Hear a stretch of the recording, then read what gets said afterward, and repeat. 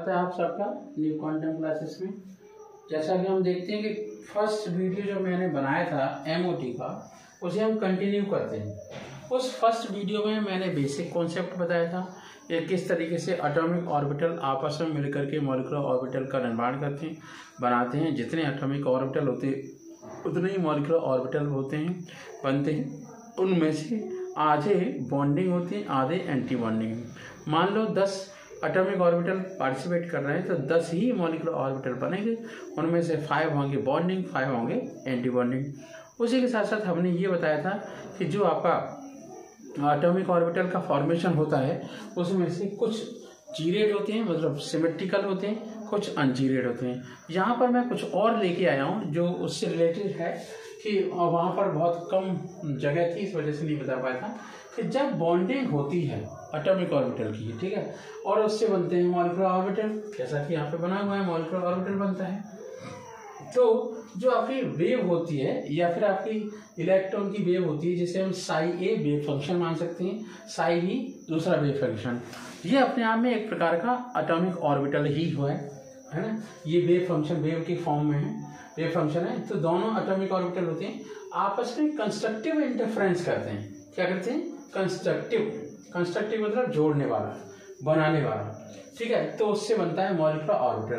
तो आप देख रहे हो इसका एम्पलीट्यूड आपका बढ़ गया है।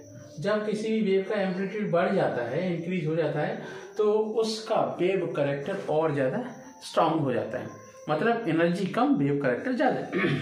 दूसरी बात, जब इन्हीं वेव का डिस्ट्रक्टिव इंटरफेरेंस होता है तो वो कुछ नहीं रहता है, वो मतलब एंटी बॉन्डिंग में चला जाता है। तो ये आपका बनता है स्टार मॉलिक्यूलर ऑर्बिटल, मतलब एंटी बॉन्डिंग मॉलिक्यूलर ऑर्बिटल।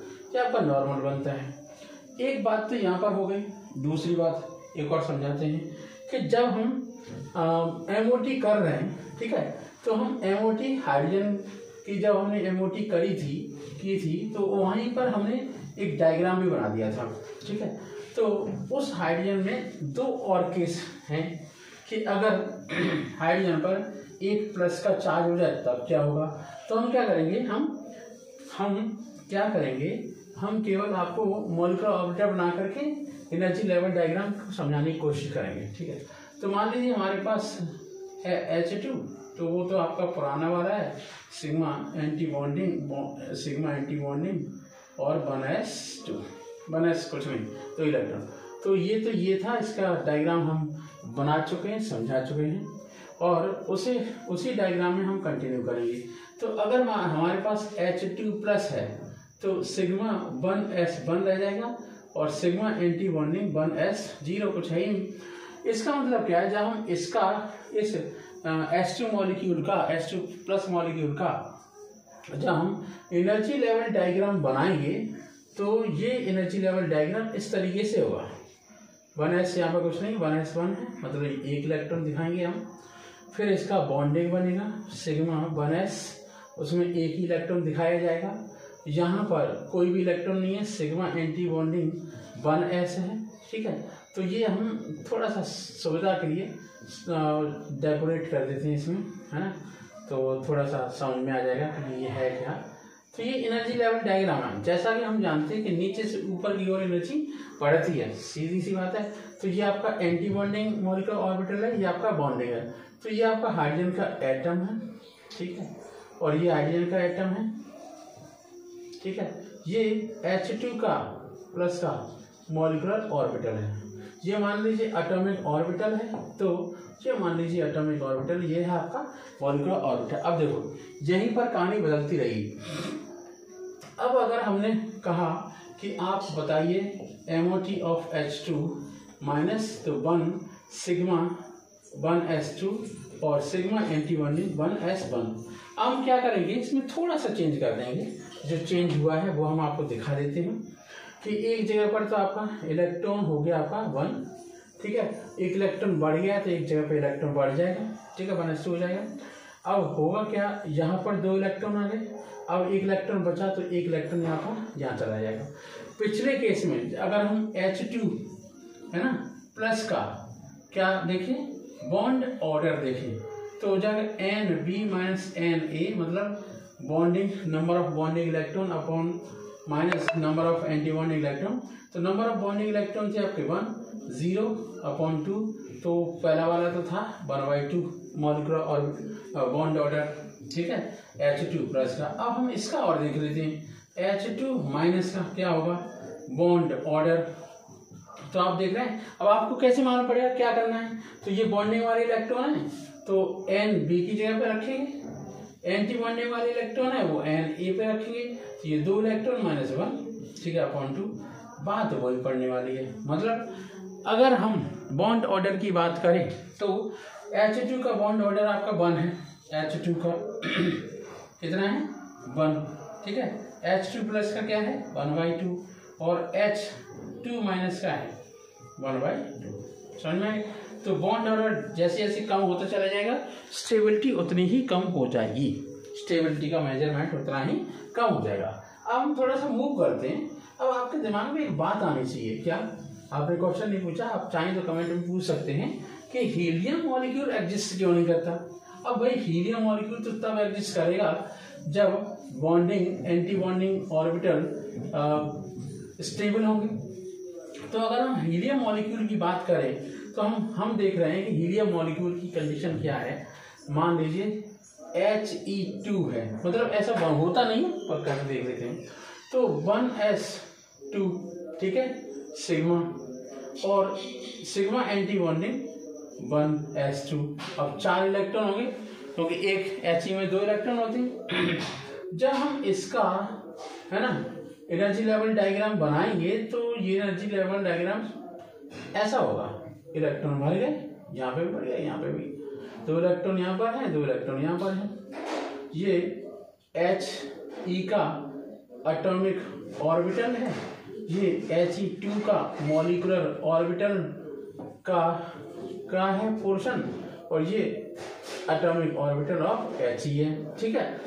तो जब हम ये देख रहे हैं, ये केस देख रहे हैं, तो हमारे दिमाग में एक बात आ रही है कि बॉन्ड ऑर्डर बहुत मेजर रोल प्ले करता है। इसके केस में अगर हम बॉन्ड ऑर्डर की बात करें तो 2 - 2/2 0 हो गया। स्टेबिलिटी है ही नहीं। जब तक बॉन्ड ऑर्डर में स्टेबिलिटी नहीं होगी तब तक कोई मॉलिक्यूल एग्जिस्ट नहीं करेगा। अब इसका मतलब ये हुआ, इसलिए हीलियम मॉलिक्यूल एग्जिस्ट नहीं करता, उसका डी प्लेट पहले से ही बना हुआ है। अब हम मूव करते हैं लिथियम की ओर। अब जब हम लिथियम की ओर मूव करेंगे तो पहला काम क्या करेंगे, पहले हम लिथियम का इलेक्ट्रॉनिक कॉन्फ़िगरेशन करेंगे। Li का वो हो गया 1s2 और 2s1, ठीक है। अब ऐसे दूसरा वाला लिथियम होगा, उसका भी यही इलेक्ट्रॉनिक कॉन्फ़िगरेशन होगा, तो कोई डाउट तो है नहीं। अब हम करते हैं Li2, मतलब लिथियम मॉलिक्यूल ऐसा पॉसिबल नहीं है, एग्जिस्ट नहीं करता, फिर भी केमिस्ट्री है भाई। तो सिग्मा 1s2, ठीक है, सिग्मा एंटी बॉन्डिंग 1s2, क्यों मैंने भर दिए अंदाज से, ये आपके टोटल नंबर ऑफ इलेक्ट्रॉन की संख्या 6 है, ठीक है। तो सिग्मा 2s2 और सिग्मा एंटी बॉन्डिंग खाली कुछ नहीं है 2s बस, ठीक है। जब हम लिथियम का है ना, अब देखो तो बनाते हैं Li एटम, ठीक है। तो ये आपका एटॉमिक ऑर्बिटल हो गया, यहाँ पर Li एटम, इसका एटॉमिक हो गया, एटॉमिक ऑर्बिटल हो गया, एटॉमिक ऑर्बिटल, ठीक है। यहाँ पर Li2 मॉलिक्यूल, ठीक है, ये हो गया मॉलिक्यूलर ऑर्बिटल। चलिए अब हम यहाँ से स्टार्ट करते हैं, क्योंकि यहाँ पर 2 हैं, तो यहाँ पर ले लेते हैं हम 1s, यहाँ पर ले लेते हैं हम 2s।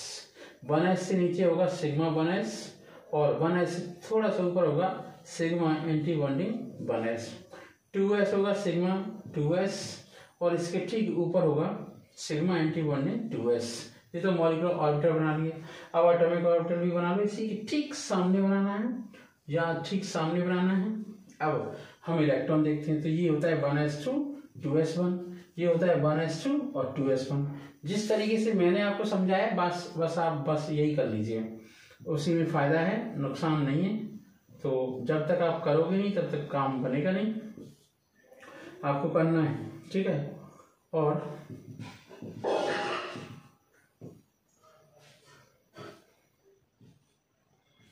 ठीक है, ये कर दिया। ठीक, बात समझ में आई।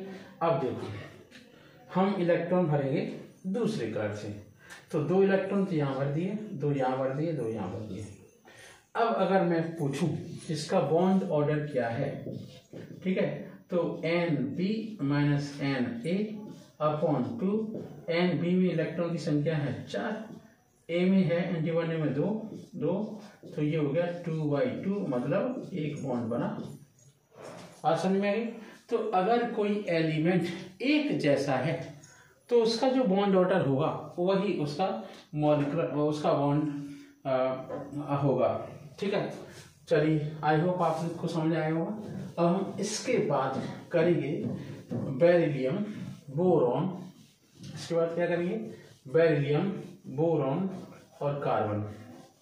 ठीक है, बेरिलियम को मत करिए, बोरॉन से स्टार्ट करिए, बोरॉन, कार्बन और आपका, क्योंकि बोरॉन का और लिथियम का फिर एक जैसा ही हो जाएगा। ठीक है, तो अब हम इसके बाद करेंगे आपका बोरॉन। चलिए बोरॉन पे आते हैं। जैसे हम बोरॉन पर आते हैं तो ये होता है 5b, इसका 1s2, 2s2 और 2px, 2p, 2pz 1 होता है। ठीक है, अब जिस तरीके से ये 5b होगा तो दूसरा एक और एटम होगा तो उसका भी इलेक्ट्रॉन कॉन्फिगरेशन लगे, यहाँ तो कर लो 2px1, py, pz। ठीक है, अब जब हम b2 लिखेंगे, समझ लेना b2, अब इलेक्ट्रॉन की संख्या कितने होगी, कितने हो गए, 10 इलेक्ट्रॉन्स, तो 10 इलेक्ट्रॉन्स हो गए और 10 ही आपके ऑर्बिटल्स हो गए। चलो ये काम करते हैं। तो जब हम 1s sigma, sigma anti bonding 1s, sigma bonding 2s, sigma anti bonding 2s। अब मुद्दा क्या है, जो px और py है तो आपका पाई बॉन्डिंग px और py की वैल्यू बराबर है, सिग्मा बॉन्डिंग pz हो गया, यहाँ पर 2p यूज करेंगे। फिर इसके बाद तुरंत बाद पाई anti bonding 2px equal 2py। ठीक है, फिर हम लेंगे सिग्मा एंटी बॉन्डिंग 2pz। ये हो गया मॉलिक्यूलर ऑर्बिटल का इलेक्ट्रॉनिक कॉन्फ़िगरेशन फॉर 10 इलेक्ट्रॉन के लिए। ठीक है, हम इलेक्ट्रॉन भरना शुरू करेंगे तो 1 2 3 4 5। अब 5 ऐसे नहीं भरे जाएंगे, हुंड का रूल फॉलो होगा। कौन सा रूल फॉलो होगा, हुंड का रूल। तो अगर हम देखते हैं तो ये हो गए एक एक इलेक्ट्रॉन। इसका मतलब क्या हुआ, ये आपका एलिमेंट कैसा हो गया, पैरा मैग्नेटिक। ठीक है, पैरामैग्नेटिक मतलब ये हुआ अगर ऑर्बिटल में इलेक्ट्रॉन अनपेयर्ड है तो वो मॉलिक्यूल पैरामैग्नेटिक होगा। जैसा कि हमने देखा था H2 का केस, तो उसमें दोनों इलेक्ट्रॉन नीचे भरे हुए थे तो वो था डायामैग्नेटिक। ठीक है, H2 प्लस कर लेंगे, बात समझ में आई, तो पैरा हो जाएगा। ठीक है, अगर हम H2 निगेटिव कर लेंगे तो ये भी पैरा हो जाएगा। ठीक है, और क्या हमने किया था, और किया था लिथियम, लिथियम का केस था तो वो डाया हो गया। ये इंपॉर्टेंट बात थी इसलिए मैंने समझा दिया। अब ठीक है, इसके बाद बारी आती है इनकी मॉलिक्यूलर ऑर्बिटल। अब मैं छोटा सा लिखना पड़ेगा क्योंकि इसी में सारे काम करने हैं। ठीक है, तो मॉलिक्यूलर ऑर्बिटल यहीं पर 2pz से स्टार्ट करते हैं, ये सिग्मा एंटी बॉन्डिंग हो गया। इसके नीचे पाई anti bonding 2px equal 2py कर लेते हैं, थोड़ी सी चालाकी करनी पड़ेगी। फिर सिग्मा 2pz हो गया, यहीं पर pi bonding 2px equal 2py हो गया। ठीक है, अब आगे बढ़ते हैं।